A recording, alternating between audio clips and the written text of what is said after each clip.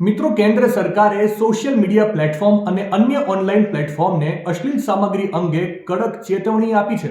Electronics અને માહિતી technology મંત્રાલયે એકદમ સ્પષ્ટ કર્યું છે કે જો કોઈ પ્લેટફોર્મ અશ્લીલ અને ગેરકાયદેસર સામગ્રી સામે તાત્કાલિક અને કડક પગલાં નહીં લે તો તેમને ગંભીર કાનૂની પરિણામોનો સામનો કરવો પડી શકે છે. સરકારે સોશિયલ મીડિયા પ્લેટફોર્મને કોઈ પણ ગેરકાયદેસર અથવા વાંધાજનક સામગ્રીને તેમના પ્લેટફોર્મ પરથી દૂર કરવા જણાવ્યું છે.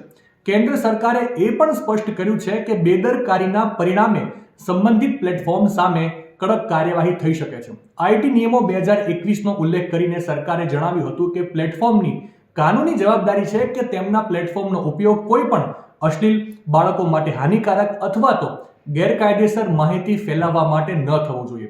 ટૂંકમાં આઈટી કાયદાની કલમ 79 હેઠળ નિયમોનું સંપૂર્ણ પાલન કરવા અંગેની સરકારે સોશિયલ મીડિયા પ્લેટફોર્મને કડક ચેતવણી આપી છે. માહિતી સારી લાગી હોય તો રીલને વધારે શેર કરજો અને આવી જ અવનવી માહિતી માટે સંદેશ ડિજિટલ સાથે જોડાયેલા રહેજો.